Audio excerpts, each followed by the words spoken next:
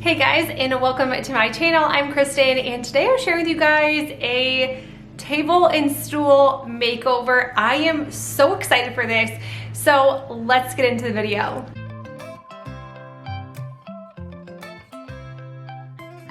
Okay, so the first thing I did was go to a yard sale. Of course, that's just when it's summertime and springtime, the garage sales are pouring out, the yard sales, garage sales. What do you guys call them? Let me know. This home, it was almost like a hoarder home, is what they called it, and everything was being brought out and thrown into the yard, and then whatever wasn't sold, they were throwing it in the garbage. It was probably not the cleanest house, but they were cleaning items off, and then when I got home, I really gave it a good scrub down. So I don't normally show that, and I know a lot of people are like, oh my god, do you just bring that into your house? Absolutely not. No. Scrubbed it down, soap, water, the hose, the front yard. I mean, it did not go in the house until it was clean.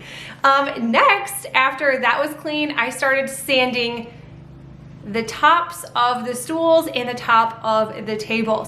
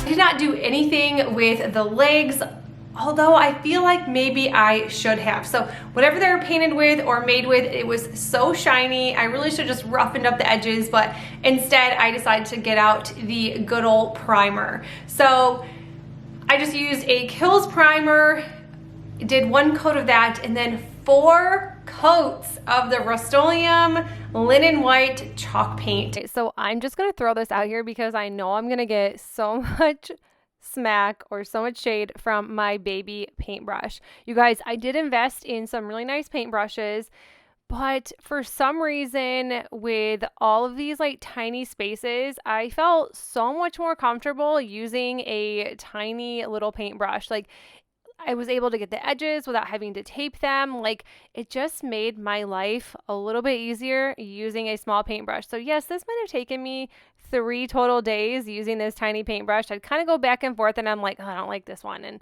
then I'd switch it up. I tried using a roller. I will tell you what, using a roller with like spindles in small places like this, the paint went everywhere. Like, I don't know if I don't know how to use a roller or not, but I mean, I was covered in paint. So is my floor. It does come up. So, but the roller was kind of nice to like smooth out all the edges. So you're going to see that I use my baby paintbrush. I have you guys can tell I have kids when I say baby things. It's just what we call them. Instead of small, it's baby. Like, I don't know why we do that. But yeah, the rolling was kind of nice to use. And then I'd go in with a paintbrush along the edges that the roller did not get. So back and forth. I didn't show a lot of this because it would have taken all day. I really like Dixie Belle paint. I probably will stick to Dixie Belle from now on when I do larger projects because some spots still are not covered. So that was definitely a challenge for me. Next time I will know. Then when everything was done, being painted, I had to go back outside, sand the stools down because they did get some paint on them, and then I decided to stain. So I love the Minwax Classic Gray stain. I think it's beautiful. It always looks a little bit different on every type of wood, but every single time it's dry and finished, I absolutely love it. So that is always my go-to, is that Minwax Classic Gray stain.